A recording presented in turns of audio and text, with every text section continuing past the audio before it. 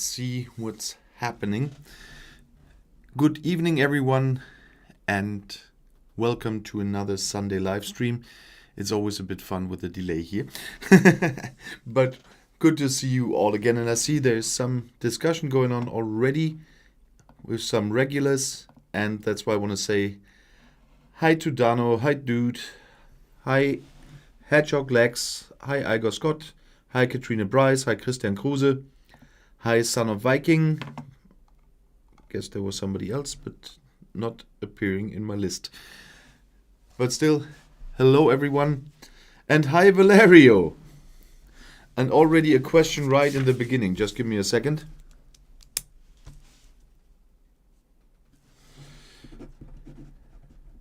Thanks for that super chat. I'm just gonna write that down. Not even started, and already the first question. Talking about questions, Son of Viking, I saw that post that you started the conversation here with when I was setting up everything. I did the question thing in the past every week, and the question got fewer and fewer. That's why I decided not to do this every week. I've got so much material anyway, and from time to time I will do this, that you can ask questions, and then I hope it's going to be a little bit more. But mostly it was you, of course, asking questions, and Dude, of course, and Christian. But I decided to make a little bit more with content, because there was so much going on as well this week that I didn't want to make the whole thing about the questions. And so I will do this from time to time. I will publish a post before, so you all can see during the week that you can ask questions for the next Sunday. But it will not happen every week. For that, it was a little bit too few questions over time. And so that you know, at least once a month I'm going to do that. And of course, you can always ask questions in between. But I prepared some stuff for today. Valerio, thank you for your super chat again. I'll answer your question a little bit later when I'm more in that direction of your question. But first, I want to talk a little bit again about those 29 million doses AstraZeneca thing with Italy, because there's so much nonsense going on, especially once again spread by Brexiteers, that the EU doesn't even know where they kept their doses and stuff like this. First of all, the EU is not taking care of the doses. The companies are transferring from where to where. And those doses were not, as some even wrote, in Belgium. No, they were in Italy, in Anagni, in Lazio, that's close to Rome. And the EU did not spread the rumor that all of this was going to the UK. That was an Italian newspaper. So just to take that crap out already. The EU was not spreading the rumor, it was an Italian newspaper, and some others followed that. The EU asked the Carabinieri and the Italian authorities in general to inspect that, and to inspect that where this has to go. And then the papers came in again. The result was that those doses were supposed to go to Belgium for processing. But what did Brexiteers and newspapers make out of this? They were supposed to go to Belgium to be vaccinated there. Belgium doesn't need 29 million doses of AstraZeneca for themselves. So the end result was that the official answer was that half of it was going to COVAX countries, and the other half going to the EU in the end. And the point with going to Belgium, that a lot of stuff is going to Belgium, is even the AstraZeneca doses produced in the new Marburg facility in Germany, for example, are going to Belgium for labeling. That's the way the company is set up. That's nowadays business. We're in a globalized world, and that's how it's working. And that's why they were going to Belgium. They were not going to Belgium to be vaccinated just to Belgians. But I wanted to take that one away first. Just a quick look. A lot of more people have joined. So I just want to say hello to all shorts as well. Hi Dermot. Hi Edinis. Hi Geraldine. Hi Joe. Hi Leonard.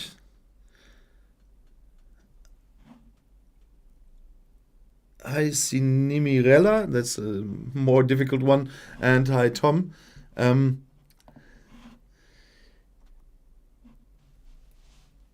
so the vaccine stuff is still going on. In the next days, I will have more videos about the vaccination negotiations between the EU and the UK. But I just wanted to get that one out of the way before I come to one of my favorites. And that is all the rumors going around with Scotland. So I made some Scotland videos recently, and there were 2 weeks ago polls I quoted, even polls from YouGov, not only from some express companies or whatever, that saw Scottish independence not in the lead. And I looked at complete overviews of polls of the last time. So you really had all the stations that were making polls and stuff like this.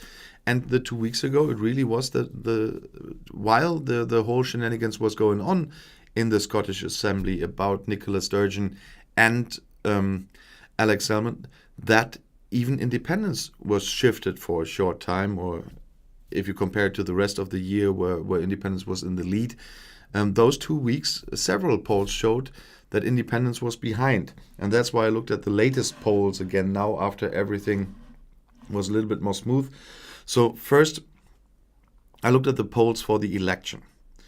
And at the moment, in the last poll made, the SNP is in the lead with 48%. Overall, it's a bit complicated. The ones that deal with it a bit more of you know that there are two ways of voting in Scotland. First, the first past the post elections for the constituencies, and then the regional lists. So it's a little bit similar to the German system. So you just a number of percentage doesn't tell how much seat you get. But 48 is more than the 43 another party got in another election, and it's still a lot. But what was shown because of the shenanigans with this alleged lies of Nicola Sturgeon was the last time I looked before everything with the committee and the inquiry in the Scottish Assembly, the SNP would end up with 72, 71 seats. That's not that big anymore. But still, they are at 48%, the strongest party, no matter what. Then the Conservatives with 21%, then Labour with 20%, and Lib Dem with 8%. I don't have the Greens in there because they are doing well in the regional lists, but not at all in the constituencies. But still, the projected seats at the moment are 65 for the SNP. That would just be the majority they need to rule alone. The Conservatives with 25, Labour with 23, the Greens with 10, and Lib Dems with 6. So it's a very narrow thing there. So everything will really be up to the campaigns that are coming. And I expect a lot of campaign coming, but I also expect a lot of dirty campaign coming from the Tory side, for example. And about independence, it has changed again. So after Sturgeon was cleared now by the independent report, in the last poll they made, yes for independence is now at 49% and no at 46%. So it's still a very close thing. And if you count in the normal error margin on both numbers, they could even out, or even by a very small margin swing, even if that would have been the voting day. So it's a very close thing at the moment, and it really will depend, first of all, how the SNP will do in the elections. Really, will they do better than in the current polls? And it will have to do with another topic that came up after the last polls came up, and that is Alex Salmond. I don't know if you all got it already.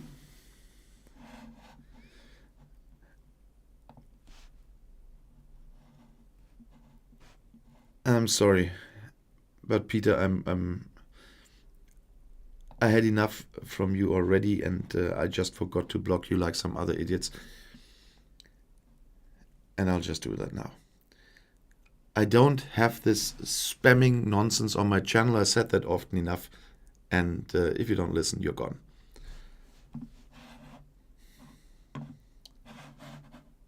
You should have a look in my comment section from time to time, guys. This is not very funny all the time. But I was with former Scottish First Minister Alex Salmond. He has surprisingly announced that he'll be running a newly founded independence party in the election on May 6th. The party, which goes by the name ALBA, doesn't want to compete with the SNP in constituencies, only for the regional lists. But if any of you speak Scottish, because you all know that I'm not very good with Scottish and with the Irish language, wouldn't it be as if I would call my party Deutschland? I know I've got a little bit of delay always in the chat, but if anybody knows, Alba, isn't that Scotland? So that's, from my point of view, a little bit too much bang in the face.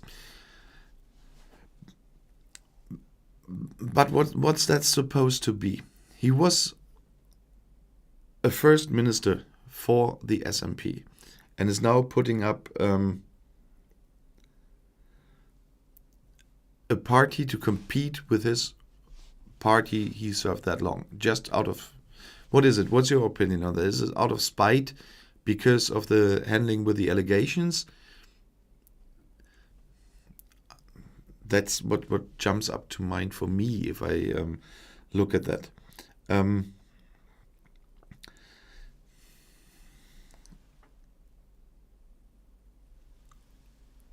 Oh, there I caused a language discussion there. So, why is Alex Salmond doing this?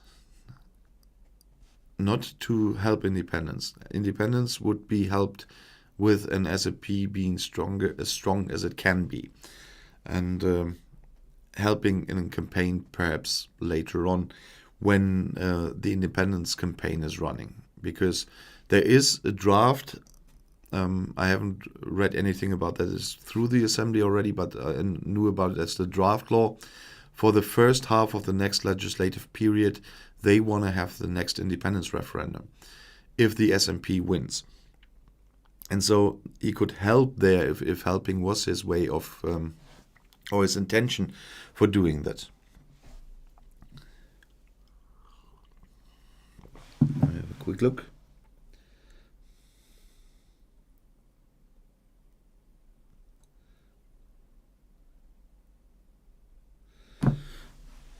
Yeah, thank you, Joe. I think that jumped to my mind as well. I always have to be a bit jumpy today because usually I'm doing this alone. From time to time, I was very glad that the Conservative was helping out, having a look at the chat a bit for me, because I'm trying to look at the camera most of the time and not on the screen. And today with the topics I have some text there as well, but I want to have a look. Oh, thank you, James, for a super chat. So that will add up a little bit with Valerie later as well.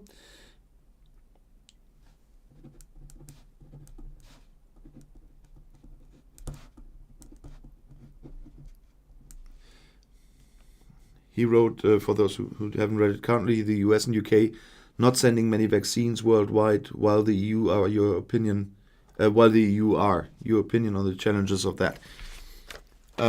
I do those two together in a minute when I'm done with Scotland, just in the proverbial way here for the topic. And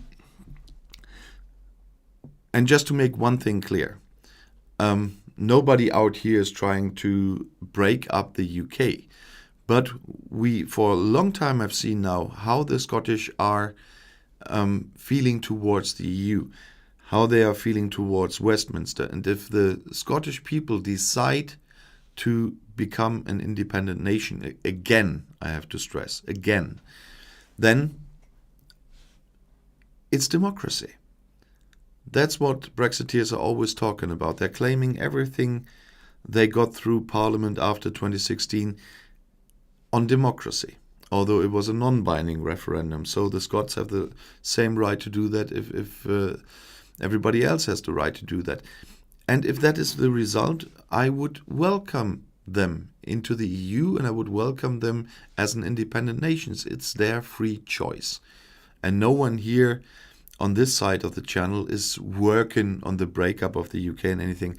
That thinking is usually spread by Brexiteers thinking like this. Their target obviously still seems to be destroying the EU. Nobody here wants to destroy the UK or punish the UK, as it comes up all the time. We just have to deal with the facts of the unilateral decision of the UK to leave the European Union. And it damaged us as well.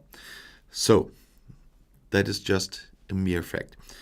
And the point is, if the Scottish decide to do so, it's their choice. And if they do, I personally will welcome them, and I will definitely celebrate when they join the EU. I don't make a secret out of that. With all the difficulties they will have to go through then, because we all know what a decision like this would mean, I would welcome them with open arms. So I'm just afraid that Alex Salmond now with his move will make the whole thing more difficult. I'm not going into too much detail now. Make a video still again on Tuesday, I guess, about the whole Salmond thing. But I just wanted to bring the topic up because of the polls that have changed again. And I think it's getting harder now because the polls that are out were made before Alex Salmond founded his new party. And when he did all the registration stuff and whatever it needs in Scotland, obviously I don't know about all the details about a party registration there for elections, especially not that close to an election. In Germany it would be too late to do that, by the way. Or one, counting with the fingers. In Germany it would be too late right now to do that for joining an election on May 6th. So if you still can do this in Scotland, we will have to see the results. And we will have to see in the next polls that include him, what that really means for the elections, well, what that could mean for elections. Polls are still polls, even if some institutions are really good in doing them and are quite accurate.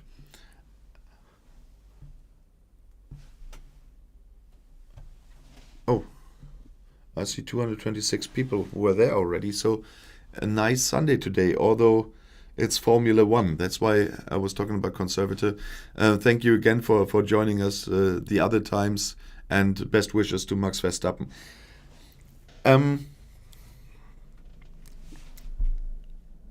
But I've got 2 super chats already, so I just want to bring them in for a second because Scotland, as I said, you will hear more of that on Tuesday. So, Valerio, the Biden-Johnson relationship. I had a...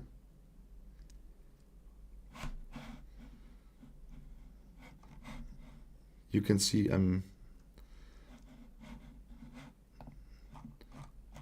not absolutely familiar with that system yet. What do you think about the future relations between Biden and Johnson based on the last news on what's happening in Northern Ireland? Biden will definitely not be happy about Northern Ireland at the moment, but there have been no facts produced because on the one side, Johnson is doing what he usually does, unilaterally deciding on extensions of transition periods, which he shouldn't do, and on the other hand, breaking international law with that. Even if many Brexiteers deny that. Yes, he's breaking a law because the withdrawal agreement was ratified and from both sides more than a year ago. And once again, Some people are not even able to make a difference between the withdrawal agreement and the TCA. So the withdrawal agreement is international law, period, and he broke it.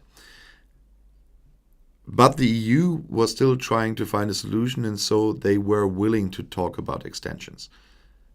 Bilaterally, not unilaterally. So nothing has happened there in case of the whole withdrawal agreement be gone, which would be a catastrophe for many people.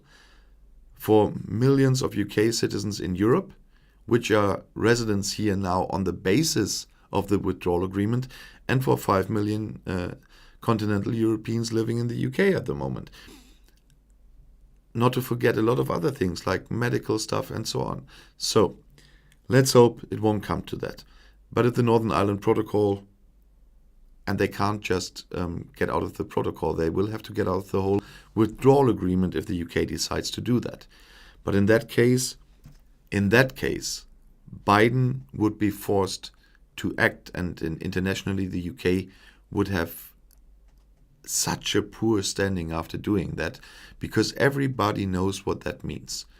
If there is no withdrawal agreement, including the Northern Ireland Protocol, that would mean a hard border between Ireland and the 6 provinces.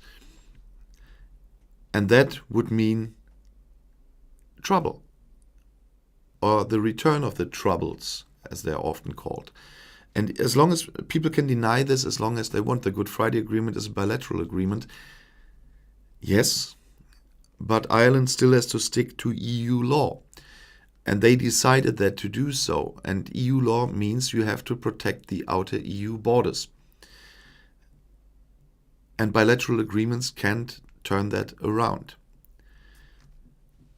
EU law, which they decided they want to have, would supersede that bilateral agreement. And so Ireland would have to stick to that. And Son of Viking, by the way, moments before I came here, I've seen your question you put on the comments, and that fits in here. The Irish border patrols would have to take care of that. But then Biden would have to act as well and really deal with the UK much differently and much less friendly than he does now, because of the many Irish descendants in the US, and we all know that. And of course, nobody of us wants that. And it's a really hypothetical thing that the UK would cancel the withdrawal agreement and because of the Northern Ireland Protocol. It's really hypothetical. But in that case, we would get a hard border until reunification. But as I said in another video, reunification would mean troubles as well, because the loyalists would then, and not Sinn Féin, would make troubles like that time when we had a hard border. But in case of reunification, the loyalists would be the problem.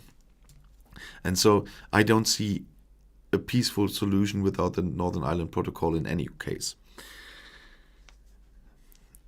And then when we are at the UK and US at the moment, James, you asked that with the vaccine sending. The US sent out, meanwhile, more vaccine to others, including the EU, than the UK did.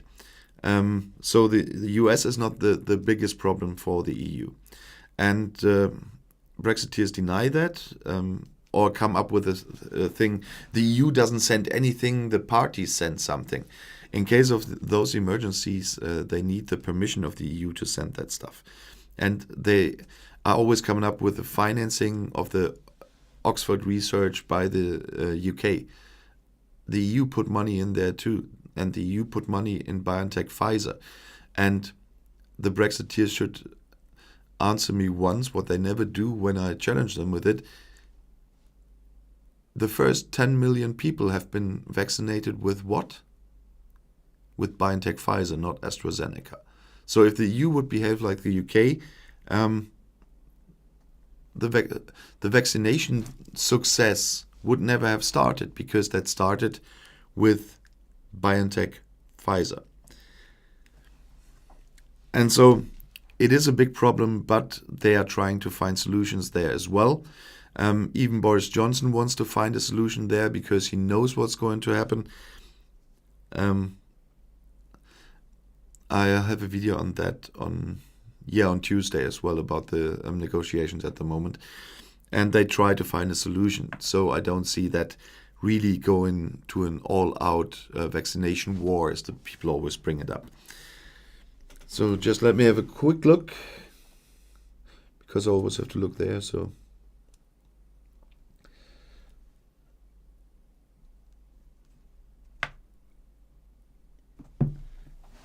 and now I see the difference. We have 100 live and 310 overall just watching at the moment. A few were late and start now, so no problem at all. Just have to switch something.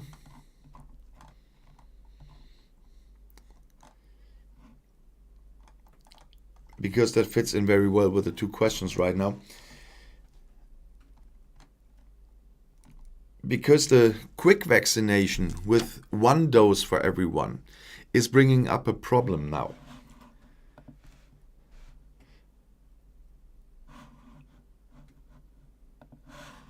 Because of all the disputes with the EU now and the possible holding back of vaccines from being transported out of the EU because they have not negotiated to the end, bring a big problem for Boris Johnson at the moment, because 43% of the UK population have received mostly one dose of vaccine.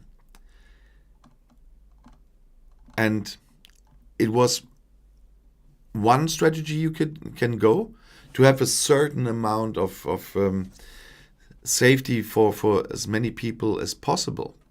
But you have to vaccinate them twice. And that AstraZeneca is not delivering as much as it promised is not only a problem for the EU, it's also a problem for the UK. And right now it's coming up that the UK has a problem in giving the people the second jab in time. And at the same time, they're discussing even another thing, that some people already, because of the time they started, will this year need their third jab, possibly, if the vaccination only holds a year. But that's another topic for another video. But at the moment, the big problem is that they have to find a way to get everyone his second jab within 12 weeks. They already stretched it to the maximum limit. In Germany, we had a different approach. Everyone was vaccinated with BioNTech Pfizer after 3 weeks again. And with AstraZeneca, I guess it was 4 weeks between the two jabs. Because there was a safe distance, and they already had always the 2 doses in store for everyone already that was vaccinated. So if one got a first dose, the second dose for them was already calculated in within 3 or 4 weeks, and an appointment in 3 or 4 weeks.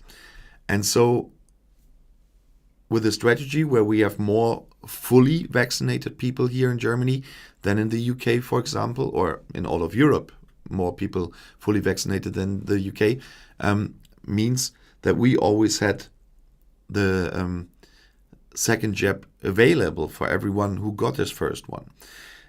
And that's why we didn't have so many people at the same time being vaccinated.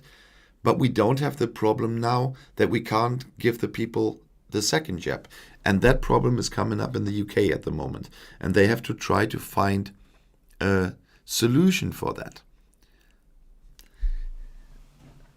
How did you handle this, for example, in, I know I've got people here from Denmark. How did you handle that in Denmark? Did the people get their second jab within 3 or 4 weeks, or did they wait longer as well? So just we can have some other experiences here.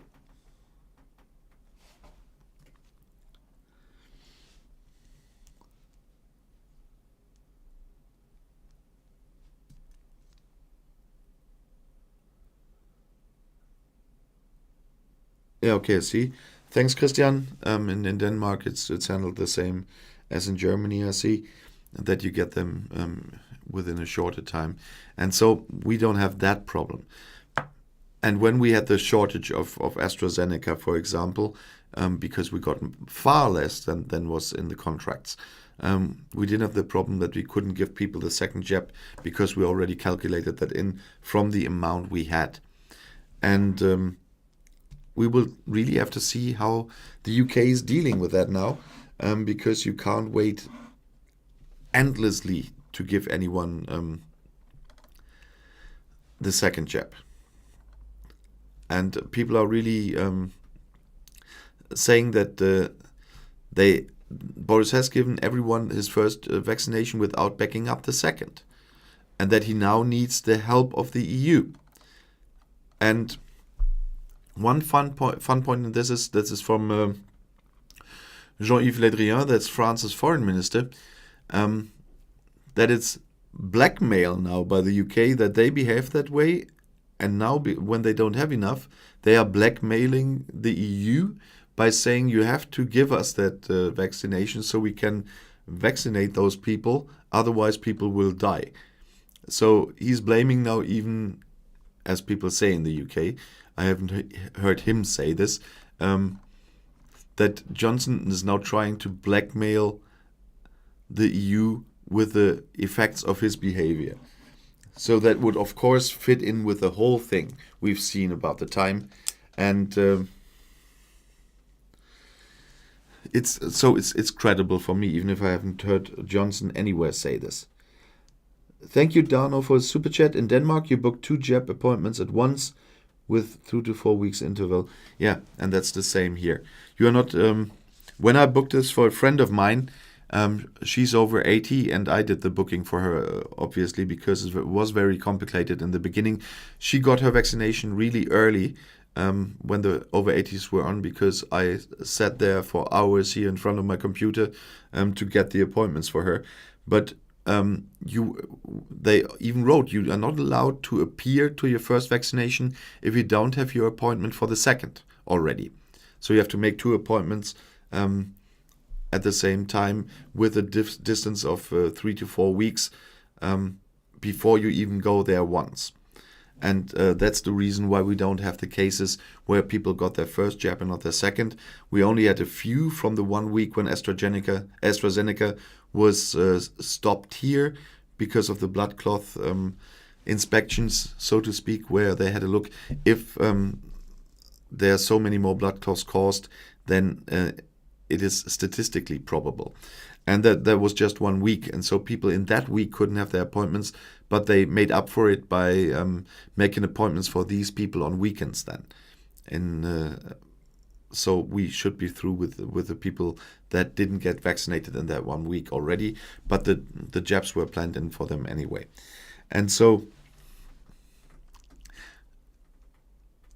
I'm quite curious how that will end up with the UK then, if they really can get all their second jab, because I, of course, want them to have this. I want people to be safe. Not to mention that several of my friends got their first jab in the UK already, and they're waiting for their second. And I want, obviously, also my friends to be safe over there.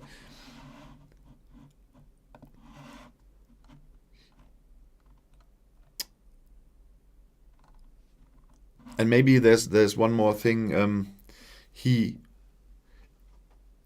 allegedly is talking to India about this as well, to get more from India to even that out. And I was talking so much about Scotland earlier that I just go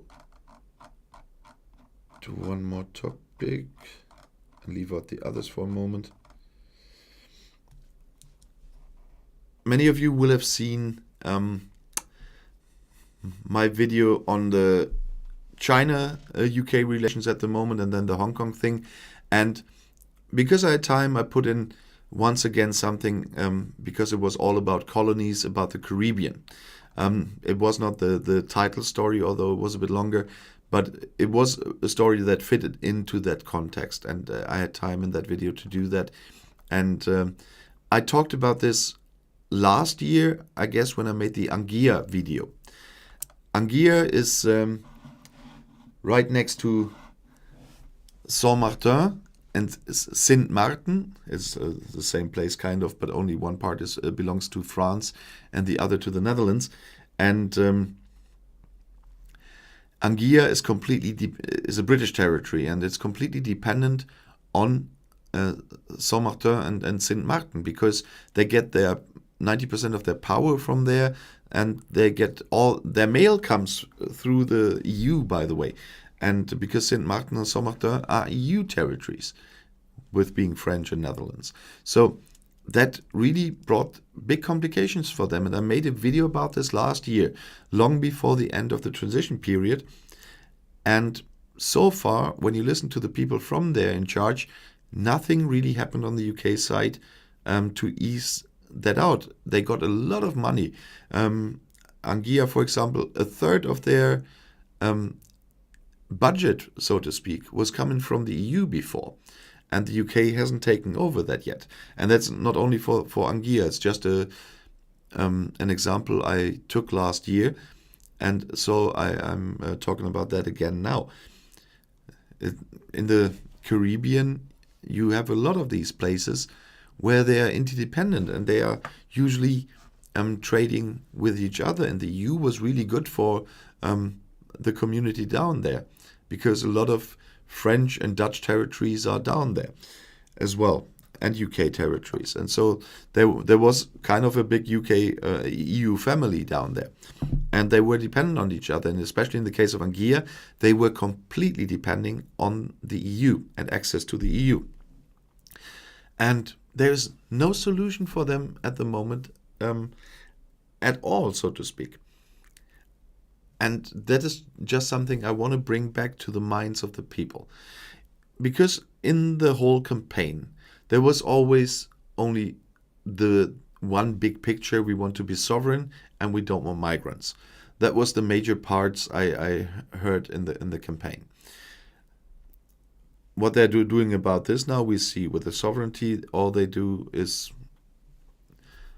making Netflix and Amazon publish their ratings, probably with some law in the next time. And with the migrants, you've seen that they will have classes of migrants soon. If people are seeking asylum is not an EU thing. It's a human rights charter thing from the United Nations. And you can't. We have some trouble here in the EU with some countries that think they can do something different as well, of course. But a country can't just go there and say we are not sticking to the right of asylum and the way it has to be treated according to the Human Rights Charter. And we will see how that will work out. But those were the big pictures they were always talking about, and the 350 million, of course, for the NHS, which I'm still looking for. But nobody was talking about all the small territories. We got that at the end of the year with Gibraltar. Nobody was talking really about Gibraltar before the referendum. What is going to happen with Gibraltar? Gibraltar voted, correct me if I'm wrong, but I think 96% of Gibraltar voted to stay in the EU. And of course, they had to leave with the rest of the UK. And then there had to be found, solutions had to be found afterwards, how Gibraltar can really work there as not as a country, as a part of the UK, quite a way on the other side of the EU now. And the same goes for all the overseas territories. And as I said, my example always is Anguilla. If they really take it seriously, you can't. They have not so much trouble with energy, because there were some solutions in the TCA, but with their mail, with working, with food and everything, they get all their wood, as far as I know, from Sint-Maarten. And there's all the bureaucracy that we have here has to be there too. But there's another super chat from James S. Boris said to Biden to visit Biden. Boris said to Biden to visit Biden, said I'm Irish.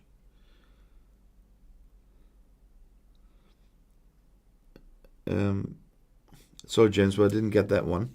Perhaps you can write it again in a normal chat, and I see if I can see this.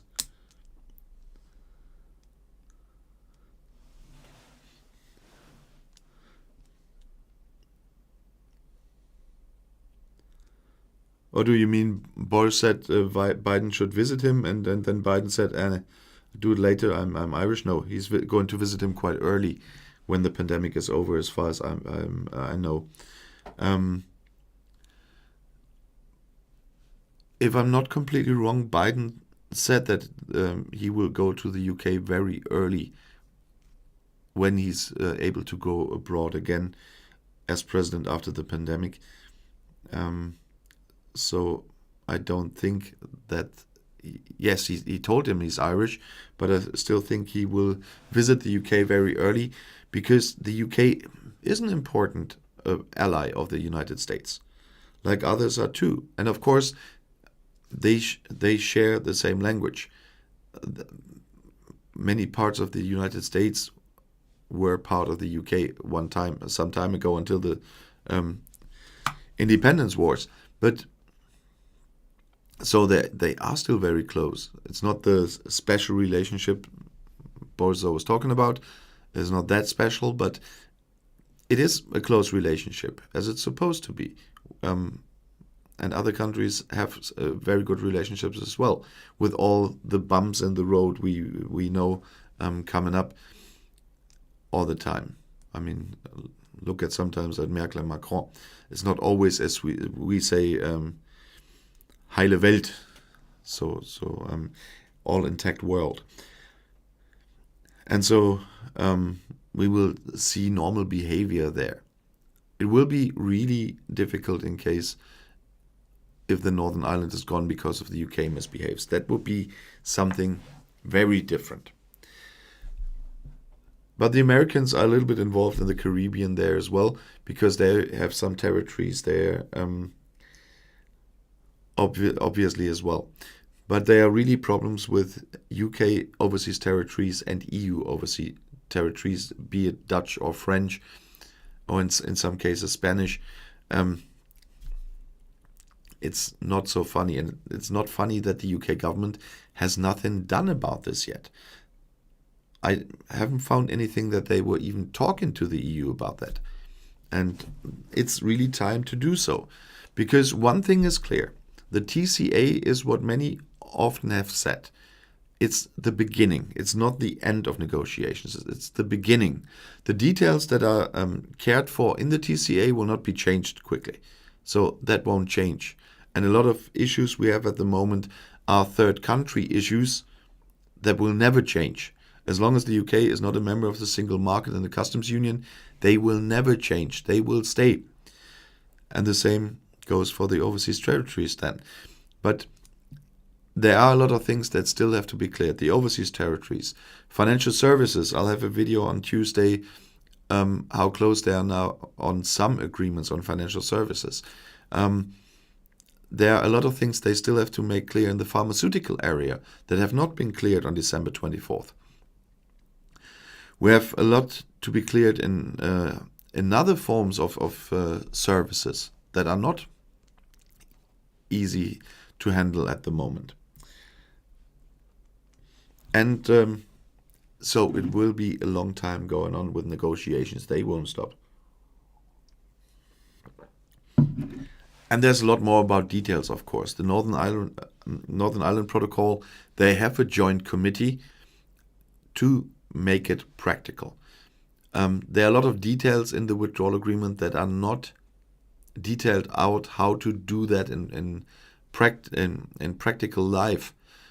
Or if there are bumps on the road, they have to talk about this, not unilaterally decide, but that's what the joint committee is for, to discuss these things. How can we do this?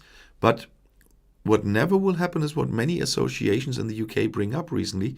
They want exceptions. They want the benefits back they got as a member. And the UK should do this with negotiations for agreements with the EU. That can't happen. No area, no sector of the UK can have the benefits they had when they were a member. Won't happen. But okay. So let me have a quick look.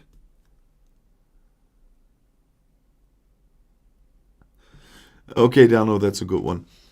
What's the difference between the mafia and the UK government? The mafia is well organized. Well, that goes for them at least 30 years ago. Don't know how it is today. And there's still the data protection stuff that is not fully clear. The EU wants to give the UK adequacy in case of data protection. But first of all, we hear now intentions of the UK diverging from this, then it will have a very short life. And on the other hand, Schrems is already collecting money for a new case at the ECJ. For those who don't know, Schrems was the one who went to the ECJ to kick out the adequacy decision of the EU Commission regarding the USA. So we still have some little problematic handling with data protection between EU and the USA, because the ECJ took down Privacy Shield. That was one of the two because of Schrems. And he already said he will put the adequacy decision towards the UK on the test at the ECJ again. And he's crowdfunding at the moment, and so I'm quite sure he will do that. And I, with all we see right now and all we hear, have my doubts that the ECJ will let that adequacy decision live. Really. Okay, just have another look. I just want to tell you about one thing. There's I have a look, tons of looks at newspapers at the moment, but there's one interesting thing I found today that I just want to talk to you about, not tell you everything. And if I scroll in the right direction, it would work.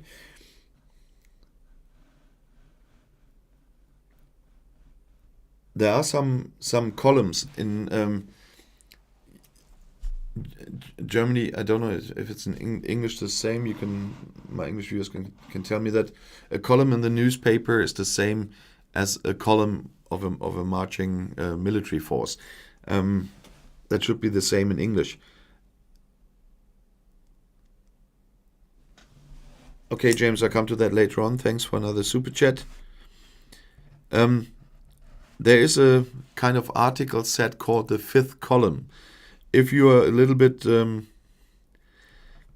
familiar with history, you will know what the fifth column is. It was a kind of a fifth column is called when it's an underground force in some forces that's working against them. And of course, a column is also in the newspaper in a comment section and stuff like that. What you call this in German. And we have some newspaper part here online that's called the fifth column. So like, but not Kolonne, as it usually we translate the fifth column when it's meant in English when you say that's the underground forces. But it's fünfte Kolumne. That's the column when we mean the newspapers. And there they have UK citizens, usually journalists from the UK or something, writing their opinion for their medium about Brexit and everything. And there was now someone from who's also working for The Guardian. And it started with old-fashioned ideas. We invented them and we will defend them to the death. And he means life after Brexit. And he's really not given his countrymen a slack there. And he's given examples of this also, of course, with the new police law at the moment.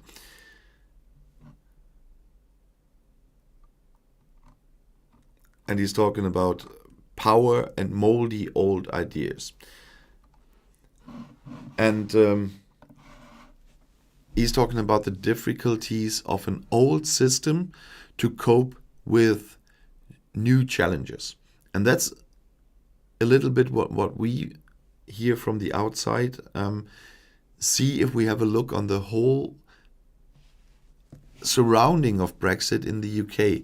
What happened after the referendum? What happened in the House of Commons? The whole trouble now almost 2 years ago with the forced parliament holidays, with the voting in the House of Commons, with the involvement of the House of Lords, with a party having the majority in Parliament, having a full majority in Parliament with just 43% of the vote. That is, when you come from an outside view, it really feels like there's a really old and impressive system. I don't say it's an old democracy. It worked for a very long time, very well, and it was a democratic beacon in some time. But is that still fit for the future? So that is a discussion that I expect my friends in the UK to have. Is this 1,000-year-old democracy or system still up for the challenges of the future? Can you have a system run like this? And the journalist on the fifth column is really asking that question. That's why I wanted to bring that up, because that's something I would like to see far more discussed at the moment. Everybody's discussing what the perfidious Albion is doing. That's the term I always see. Or what the opposition is not doing. But the question is, why has never anyone in charge changed anything about this? As soon as, for example, Labour is in charge, they don't touch the first past the post system faster than the Tories. No, they won't. They had the chance several times. They never changed that system because at that time when they were in power, it suited them. And so we don't see changes there. Is the thing with the House of Lords where the people are in the end all appointed by the government? Nobody here would get the idea to have a second house where all the members are appointed by governments. We want to have elected people there. That's why I always have so much fun when Brexiteers claim that the EU is undemocratic. We do have elections. And if a parliament votes for someone, it's still an election because we voted for those MEPs. But there's a lot of going on in the UK where those people are not elected. Even the Prime Minister is not. When I watch the Bundestag or many other parliaments, they vote on the Chancellor. I guess in Germany we have elections in September. And after the elections, some weeks later, there will be a session of the new parliament where they will vote for a Chancellor. And so the majority of the democratically elected parliament will vote for the Chancellor. And so the majority of the vote is behind him then, or her. So that is what I call democracy, and it's working similar in the EU, just with a different approach that we have more organizations there because there are 27 states involved that suggest to Parliament who to elect. There we need some reforms too, but it's more democratic than just some people saying he didn't get the majority of the vote, but the majority of seats, and now I appoint you Prime Minister. So, but by the way, talking about the election, yesterday I had really a feeling of the pandemic again. We had to vote for our candidate for Parliament yesterday. And that was quite different than in other years. Because usually we have an assembly, we go there, we sit there, we listen, ask questions, then we go vote. Yesterday, most of us have been sitting in front of the screen, watching the speeches of the party chairman and so on and so on. And then we had 90 minutes to go there and to vote, because it's not allowed to vote via to vote online here by the election law. And I had to go there, but we had to go there. We had 90 minutes to do that, vote, and could leave again. Although in the case we had 4 candidates yesterday. And that's what I call democracy as well. We had 4 candidates for that one post, and it's only a candidacy. It's not the next member of parliament. That the voters in my constituency will decide in September. But 4 candidates were there, and then all the members of the party could decide who will be the candidate. And so we knew when you have 4 candidates, you have to stay a bit longer because there will be a second vote. And so it was. So 2 candidates had to go into a second round, and we had to vote again. And then we left, and we watched the rest again with the results and everything online from home. So it was really more complicated because we didn't all go to one place. There were several places set up in the city where we could go, which were all linked via video conference and stuff like that. They all had voting panels there that were checking everything. Really complicated, but that's how you have to do it in a pandemic and still have democracy. And so I'm really looking forward to the September election. But that was an experience. Let's just say this. But I'm looking forward really to, for example, in the next year we will have elections for the state parliament where we have to vote for 2 candidates. And yeah, I did it again. That's a normal German way to say 2. And I hope just to go there, have a chat with friends, stick around there when there are boring speeches, go outside, have a cigarette, drink a coffee, have a chat. That's all gone. But we really could do it, and it was really very democratic, and still, I guess 350 people voted yesterday for the candidate, or in the election of the candidate. Ellen, thank you for the super chat. If you had a question, please put it again. Otherwise, just thank you for the super chat.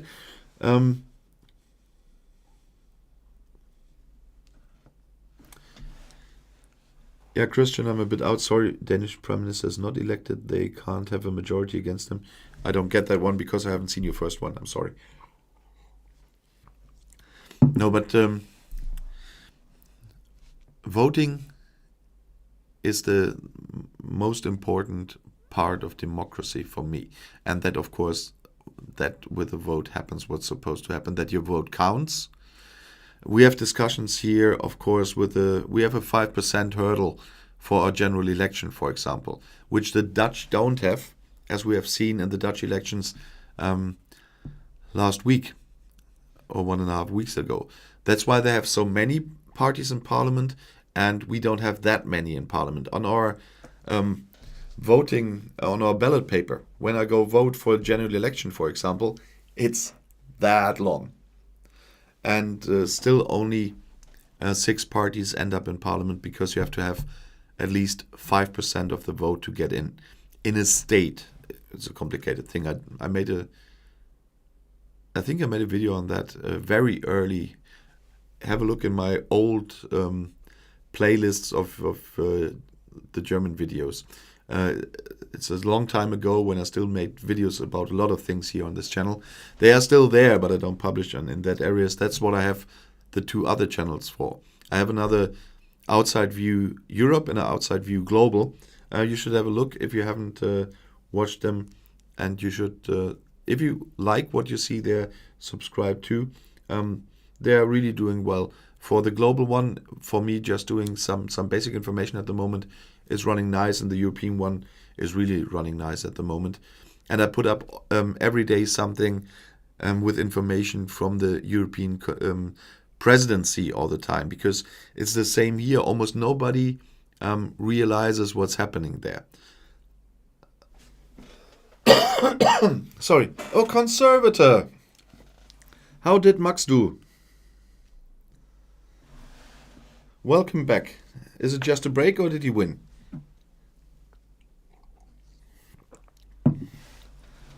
So I just want to have a look.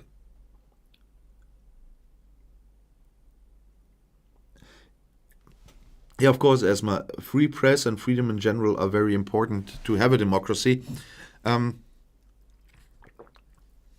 Free press is getting a problem more and more because more and more newspapers buy other newspapers. For example, here in my hometown, we have now only one newspaper left because the second one was bought by the other one a few years ago. And so we only have one left.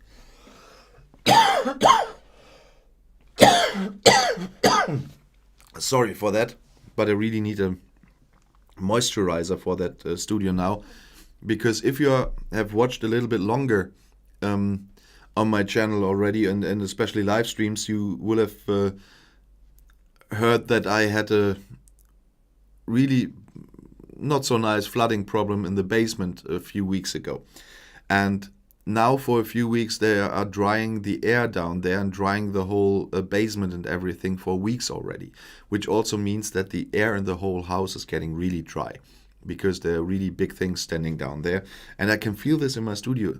I have to take many more breaks when I'm filming videos now because my throat goes really dry because the air in the whole house got so much drier. But at least that means that it will work, that our basement will be dry again. But so sometimes it happens with the coughing, and I can't just say during a live stream that I'm gonna leave for 5 minutes from my balcony. I haven't figured out the thing that Max always does with my system and putting in some fun videos in the middle so I can have a quick walk out. When I find some time to do that, because as you saw, politics is still a part as well, and many other things. I'm not totally into the whole new software stuff I set up only a few weeks ago.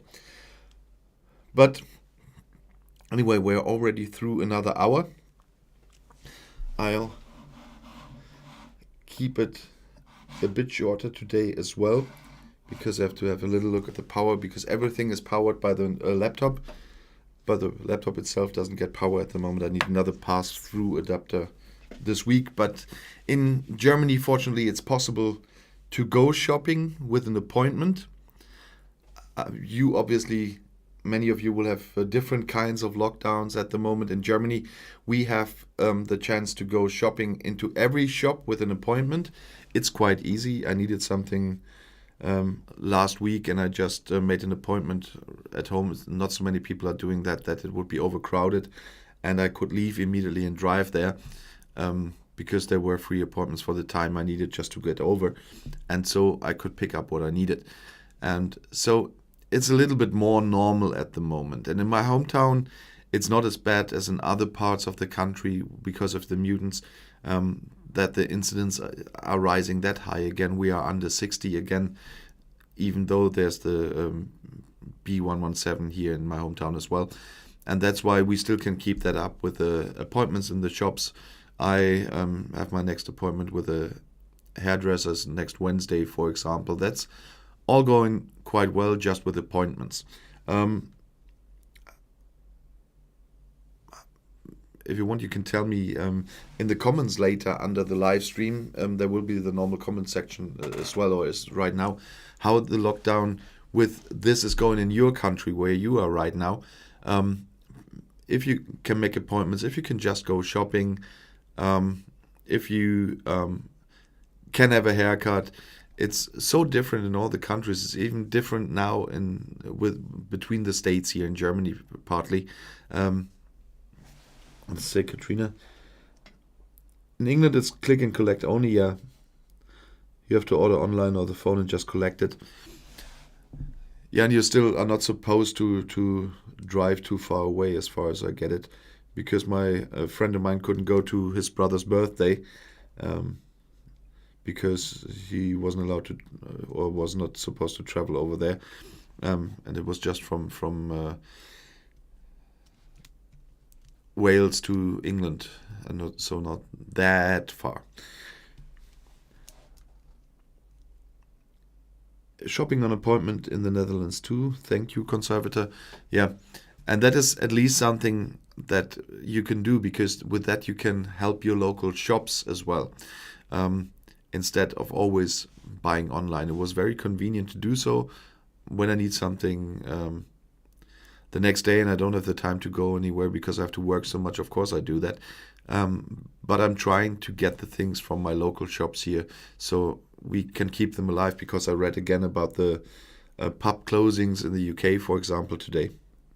There were even more than I expected in one of my videos. And our pubs here in my hometown do survive at the moment, because even if it's late, because nothing went perfect there either, they do get money from the government, but a bit later than expected.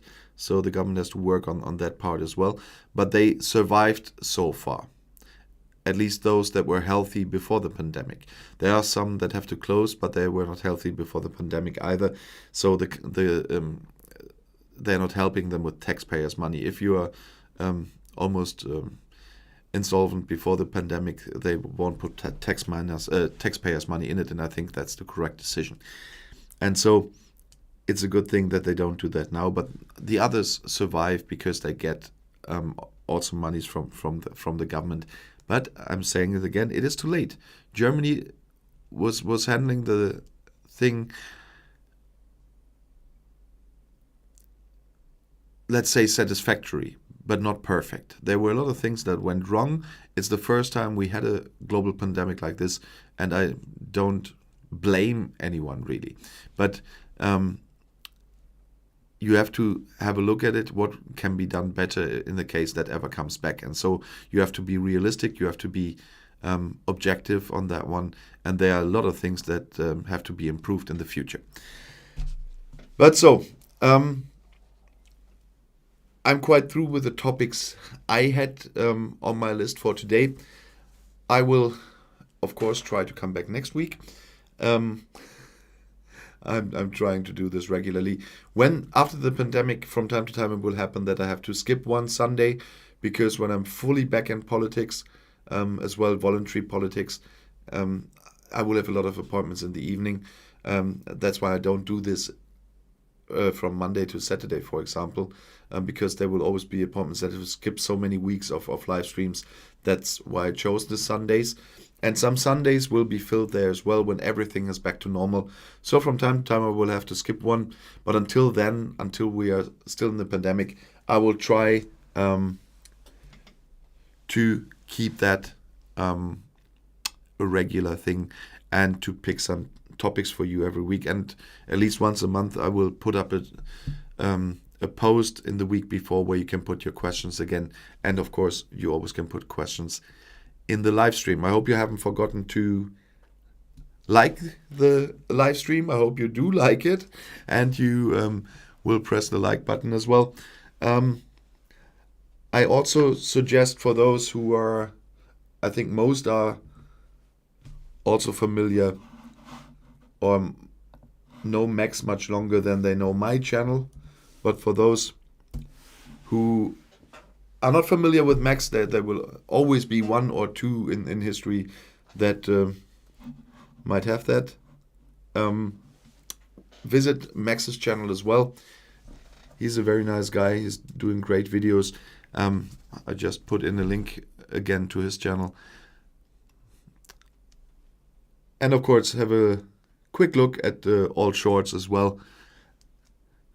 I didn't have too much time to watch, but I've seen a little bit, and so thank you for joining us again today on my live stream. And I hope to see you all again next Sunday at 6 p.m. CET. And for today, I just want to say thank you, danke wel, gracias, whatever, merci, and as I have to say, auf Wiedersehen. And I really like always to afterwards watch the live chats. I don't have the time doing it right now, but I always watch them afterwards. So it's always fun to see what you are talking about while I'm talking. So, auf Wiedersehen, meine Leute, und bis nächste Woche.